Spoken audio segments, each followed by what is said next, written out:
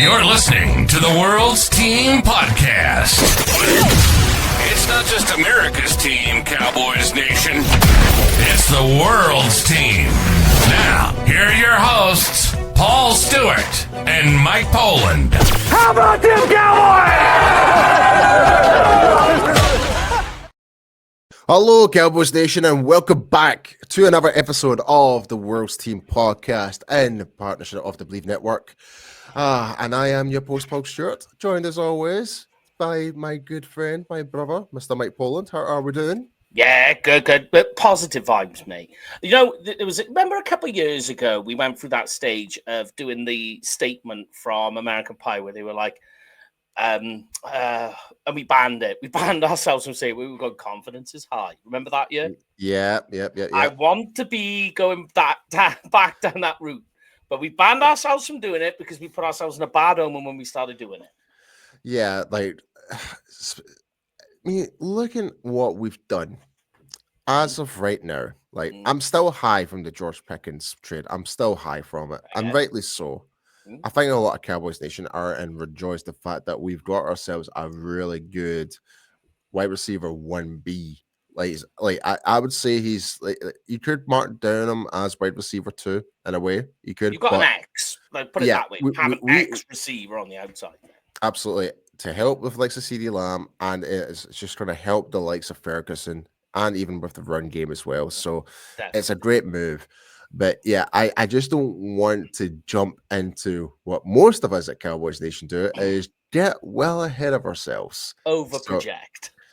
Yeah, like, and it's hard not to, considering all the things that we've done this off season. It's a bit off kilter per se. Like, it's a bit off the norm from what Jerry would normally do. Let's be honest. True. Like, obviously, definitely different from what we had last year. Absolutely. And just to say, like, obviously, the initial thoughts we thought of Brian Schottenheimer was like, could we got someone else better? Blah, blah, blah, blah. Then we started to get to know more about Brian in his interviews, what he's all about. I was like, okay, I like the philosophy he's trying to bring. Yeah. Let's see what else he does. He brings in the coaching staff he wants, Conor Riley, Clayton Adams. And we're all happy with that. We're really happy with not the players, but the coaching staff he's assembled. It's like, it sends me really good. I like it a lot. Yeah. Then go to free agency. Not only just Jerry, just like going off kilter, we're actually signing doing people. Stuff. Yeah. We're doing something in free agency. yeah. And obviously fixes a lot of places that needs attention. Like will they be day one guys? That remains to be seen. But it still fills the hole. Like, in terms of depth, position wise, I feel like, especially when the free agency happened, it's that gap between the quality is now gotten so much more closer to it. Like, if one person was to go out, I'd be a lot more comfortable of someone coming in to do their job and not feel as though there's a gap in that position per se. Yeah. And now you go to the draft. Probably had one of the best drafts I could think of after so much time and reflection when you really look at it. Like, and obviously we did have questions about the draft, the position that we were looking at, which was wide receiver.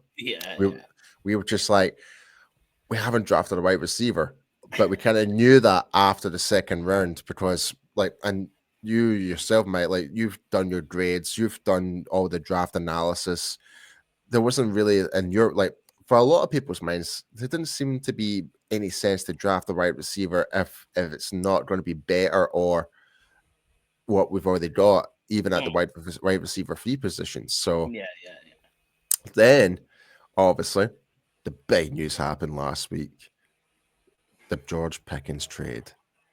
Oh my goodness. Like, yeah. And again, just funny, like, we were just talking about that, last week there, and obviously we were talking about and we were talking about Jonathan Mingo and stuff like that. So we kind of, like, I know we're kind of repeating what we're saying from last week, but just to recap, people, that's what we're kind of at right now.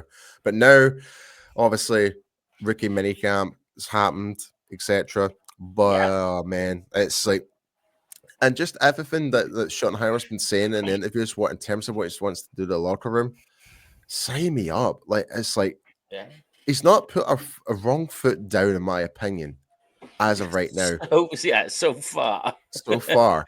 Like, and that's the reason why I am still being reserved, because we've not played one snap of actual football yet. So until then, like, it's ticking all the boxes of the identity, what we're trying to do with the football team, but let's see this in action as soon as possible. And that's why I'm anticipating with excitement for the coming season now. I like, you know what I mean? Like that's where I'm at.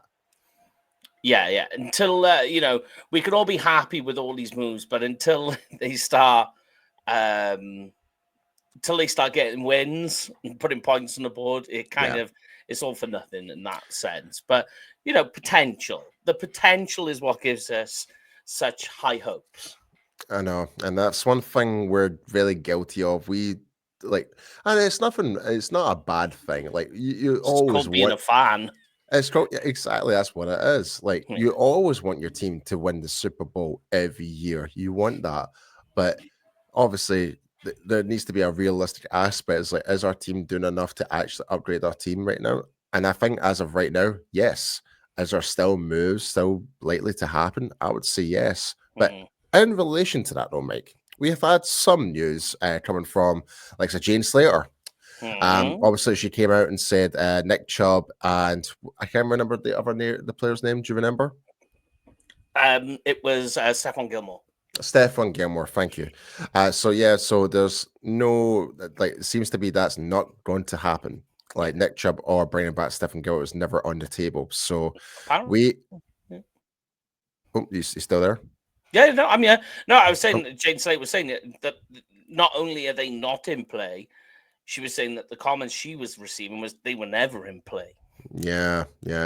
And the other bit of news is there was discussions with the Ravens potentially going for Rashod Bateman, the wide receiver for, like, obviously plays for the Baltimore Ravens.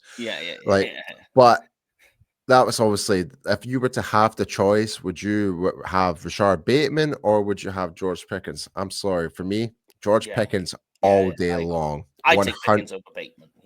Yeah. And finally, let me just get our article up so I can just. Clarence Hill was talking about Micah Parsons. Yeah, that's right. So Clarence Hill Jr. mentions that there has been no movement in terms of the Micah Parsons extension. Are we concerned with that at all, Mike? Not yet. The thing with me is, remember, this was like last year and we were worried about other players. It always seems to be Oxnard when the big contracts get done. And it happens year after year. They get to Oxnard, they're in training camp, and then you just see it. And it comes out of nowhere. Well, in saying that, last year was actually in Cleveland. We got the deal done. Yeah, that's true. So, but yes, but other news, and it's not, in the way where it's not being officially released by the NFL, but we do have confirmed official reports from multiple news outlets that the NFL International Series games have been confirmed. So, and we will just say the Dallas Cowboys will not be traveling to London this year, sadly for us. So with that being said, I can confirm with the following games that have been released by various media outlets is the Minnesota Vikings will play the Cleveland Browns at Tottenham Stadium October 5th. The Denver Broncos will be traveling to Tottenham against the New York Jets, which would have been the game the Cowboys were rumored to play for. On October 19th, which is week 7, the Rams will play the Jaguars at Wembley Stadium. Then to follow that up, you've also got Washington versus Miami in Madrid, Spain. Then in Brazil, you've got Kansas City Chiefs versus the Los Angeles Chargers. And in Germany, you've got the Atlanta Falcons versus the Indianapolis Colts. So that's the games that actually have been confirmed. So, like we said there, the Dallas Cowboys are not going to be playing this year in London or any international games. With that being said, Mike, Hmm. just to reiterate, so journalist Peter King, well-renowned journalist for pro football, sports writer for NFL.com. He basically has updated the statement in terms of the policy change regards to the NFL International Series, which now starting in 2025, all 32 teams are mandated to host at least one international game every 4 years, effectively doubling the previous requirement of once every 8 years. Hmm.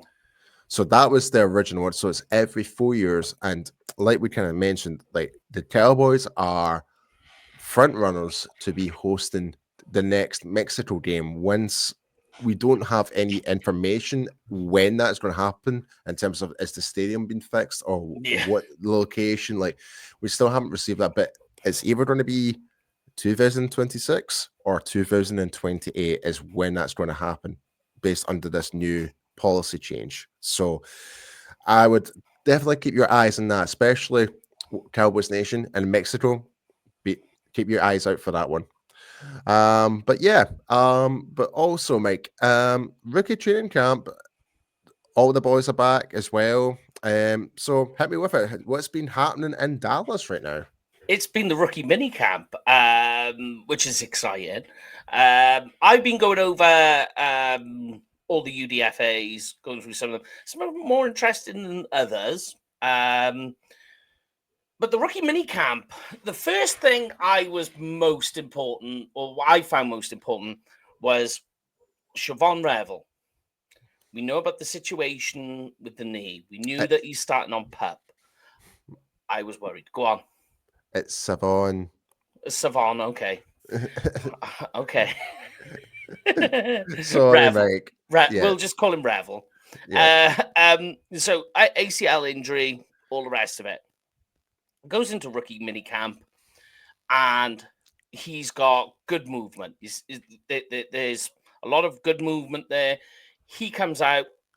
They speak to him and they ask about the knee. His exact comment was, talking in reference to the surgery, said that the Cowboys training, the doctors, the medical staff, the one that did the work on the knee, and they said that they did an extraordinary job on my knee.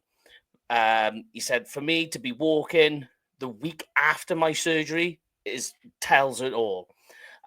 All the connections he had just helped me connect with the other people, open up opportunities, and has helped me know more about the facility of the Cowboys. So then he does some more work. Everything's looking good. You've seen images of Revel standing there. I mean, tall, and like his hands are down to his knees. I mean, talk about lengthy guy. Mhm. I mean, length for days. And so they asked more after he done it. He flashed his athletic abilities with no issues. And he said, right now, I pretty much can do everything. Run in a straight line, cutting. Haven't got too much into that, but I'm just taking it day by day, taking it slow. And I think they're doing the smart thing. You're gonna have to I mean, but we've seen the movement skills, which is good. Yeah, and that's definitely, and what just like we kind of iterate, like we've probably got the best doctors available for likes of Revel as well, like best physios, because like we've had players in the past with really severe injuries. You never think they would have a career again, like Sean Lee, Jalen Smith, even Dak Prescott after his leg break. Like that people was thought nasty. that was one of the most horrifying injuries we saw. I know it was brutal, and he comes back and nearly has an MVP season after that injury. There you go. So it just shows like our medical staff and all the guys in Dallas are doing a wonderful job trying to like get. You could even throw like. In fact, I'm going to throw this out there. In fact, no, I'm not going to throw it. I was going to suggest like if we didn't have the right doctors, like do you think Tyron Smith might have played a shorter career? Oof. They definitely, I think, gave Smith the confidence Mm-hmm. because he stuck around. You know, like he didn't want to go anywhere when you look at what he did. And then he does go to the Jets, and what does he do then? Has 1 year and retires. Yeah. You know. Yeah. They certainly mentally helped him because he had a level of comfort with them. Yeah, I totally agree. Totally agree, man. But speaking about like sort of offensive lineman, Tyler Booker has been looking very dominant and demonstrating his power and reliability. Yeah. But yeah, Mike, happy with it with Tyler Booker. Yeah, I mean, the comments that were all being made was he displayed that basically he is an immediate starter. There was just no doubt there. Everybody said it. He's going to bring stability and leadership to that line. That was the big one. Yeah.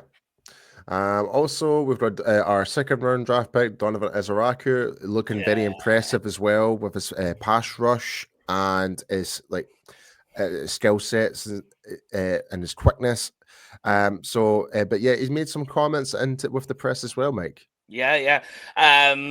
So they asked, like, basically who he is, what they're getting, and he turned around and he said they're getting somebody who's athletic off the edge, but is a dog. I think that's the thing. What we've done very well in this year's draft, we've brought absolute dogs to the table. I really do. Like Booker can be a dog. Ezaraku can be a dog. Like, and even like so our later round picks like Jay Toya, etc. Like, I think that like this, like again, we're bringing in players that we like. It's all culture change. It's all about like. And this is, again, going back to what I said earlier, I'm excited to see how things are going to materialize from this. But kind of moving on, we've also got Jaden Blue showing his explosive speed, his dual threat capabilities, both as a rusher and a receiver, which was on full display. Yes, so that's good to see.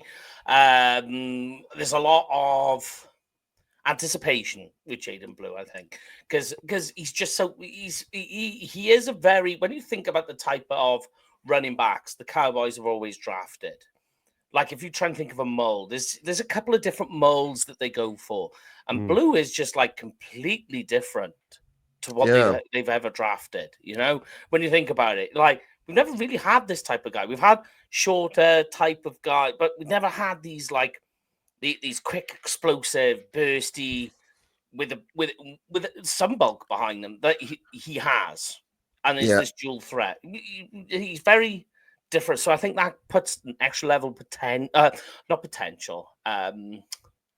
anticipation is the word I've already used. It just adds more to it because Cowboys are like, we want to see what this looks like.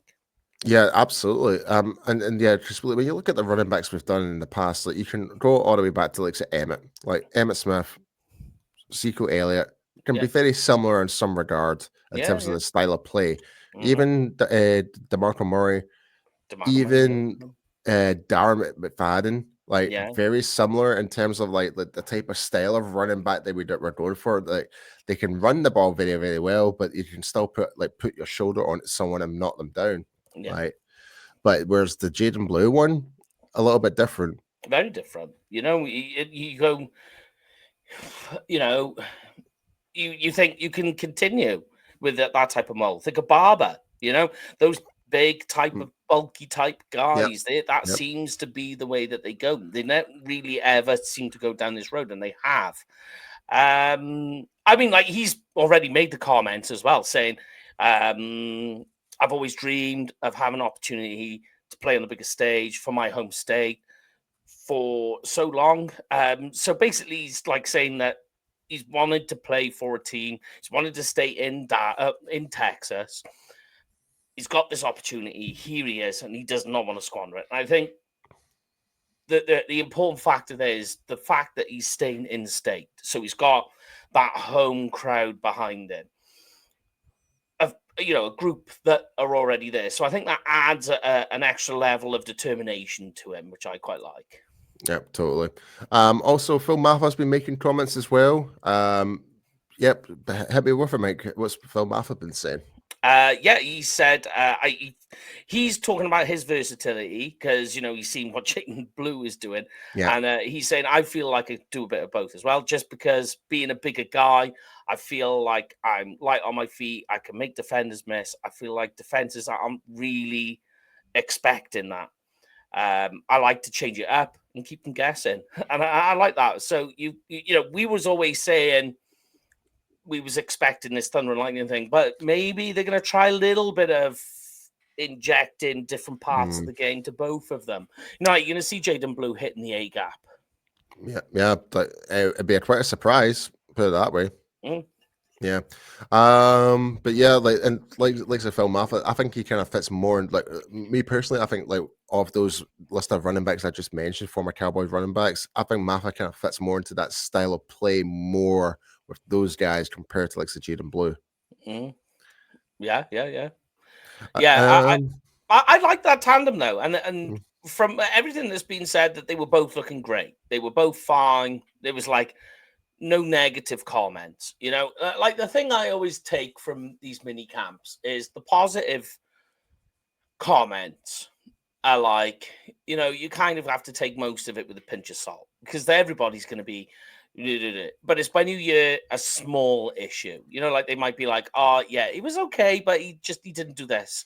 When you hear a negative comment, that's when you got to really sucker in. But I haven't heard really much. Yeah, that there hasn't been much any like somewhat positives. It's all been very good, like positive statements from pretty much from top to bottom, even with the undrafted guys. Right now, like for example, Rashod Holden, who's been showcasing his size and determination, and he is a guy who's really looking to put a big shocker by claiming that wide receiver number 2 spot. I can't even speak right now. Yeah, I know. But reports are saying Holden's performances during minicamp suggest he could be a valuable addition to the receiving core, and he has stated before he wants to prove everyone wrong, and he is coming out for heads. Yeah, I like, and the thing is, Holden does have something very, very different to what this receiver core has. Me and you have talked about this red zone, right? Red zone's been an issue, but Holden, big wingspan, tall, big-bodied receiver, that could be the thing that cracks it. Athletically, issues all over the shop with him. But if you could get something to work with him, because we've seen before, athleticism isn't everything when it comes to the wide receiver position. If you can find a niche, if you can find a way in, that could be the thing. And he's talking that he's determined to go out and make a roster spot. You kind of go, okay, all right, I'm listening. Definitely. Also at minicamp, Jay Toya, like he's been like been a lot of good reports about him as well. Like I've been seeing some articles on DallasCowboys.com saying he's looking really strong. He's really wants to kind of leave his stamp and just be an absolute bulldozer for this defense. So I have no doubt in my mind that Jay Toya is going to be like a very underrated addition to this team. Like just because, like I said, just because you're a 7th round draft pick doesn't mean to say you're going to be like cut within the next year. It's like I can comfortably say if I was Mazi Smith right now, I'd be quite concerned. Like for a guy for a guy to come in from the 7th round, might be chasing my starting role in this defense. That's something to think about, folks. Yeah, and there's good comments, and they're saying that they are placing Toya with Osa and Solomon Thomas here. Yeah, obviously you got Aaron White-Cotton, defensive line coach. So you put all of this together, and you're saying, Toya, just stick with these 2 guys. You've got a wealth of experience and talent around you. Plus, you listen to Aaron, the defensive line coach. You just think, I mean, like they're trying to push something here, because we didn't hear them trying to do all of this pushing with Mazi Smith, but they're doing it with Toya. So they're seeing something in him. Yeah, and I think it's not so much like from last year, like it may be the staff weren't pushing hard enough or getting what they exactly that we're looking for. It could be many factors, but it seems like Schottenheimer has his coaches set and what they want to do this year, which is great. It's setting the foundation so set early on. We're not deviating away from the plan as they're as you kind of saw that from the draft. There was a plan with the draft, except so. Yeah, it's going to be very interesting to see. And I'll tell you what, though, Mike, like the training camp this year is going to be so much fun to watch. Oh yeah, it really is. Yeah. I'm looking forward to when the program comes out. Cowboys, not all or nothing. Yeah. So that'll be quite interesting because it'll show a little bit of training camp. Another comment I quite liked, actually, which is quite nice. I like this one, and I know this will definitely put a smile on your face. Okay. Is they asked Donovan Izaraku about his family heritage in terms of football. His family are Eagles fans. Yeah. And he turned around and said, look, they're going through it right now. We've got some Philly fanatics, and they've all had to go and ditch all their Philly gear. That's commitment. I freaking love it. Yeah. I'm sorry, but anything to devalue the Eagles franchise, even more so. I know it sounds very sinister of me, but yeah, it's like one of us. Yeah. That's what it kind of feels like now. So yeah. But yeah, that's pretty much all the news and updates, ladies and gentlemen. But we will be in fact, actually, I will say obviously with the upcoming schedule, there has been bogus reports regards to the opening game against the Cowboys, which is supposed to be supposedly the Chicago Bears. It's definitely unconfirmed, so that's not official. Like, it could still be the Jets week 1, still could be our team. So as it stands right now, the only confirmation that we do have is the Cowboys are not going to London. That's the only thing that I just want to reiterate that. So, but yeah, folks, that is the end of this week's of this episode. Oh my God, I keep forgetting because we're not going by a week basis anymore. Yeah. Like we're being more reactive now. But yes, but this is the end of this episode. My goodness, I am stuttering like hell. Right, but yes. Right. But yeah, folks, but be sure to follow the World's Team on social media, X, Instagram, YouTube. If you like our content, be sure to hit that like button, hit the subscribe button. It would mean the absolute world to us. And before we do go, be sure to go and check out Cowboys Experience for all your meet and greet, tailgating, game tickets, stadium tours, all of the above. Go to www.cowboysexperience.com and use the discount code World's Team 2025. But yes, Mike, as always, please let everyone know where everyone can find you. You can find me on X or Twitter at Kenfig Cowboys, Kenfig with a K, Cowboy with a K. And you, Mr. P.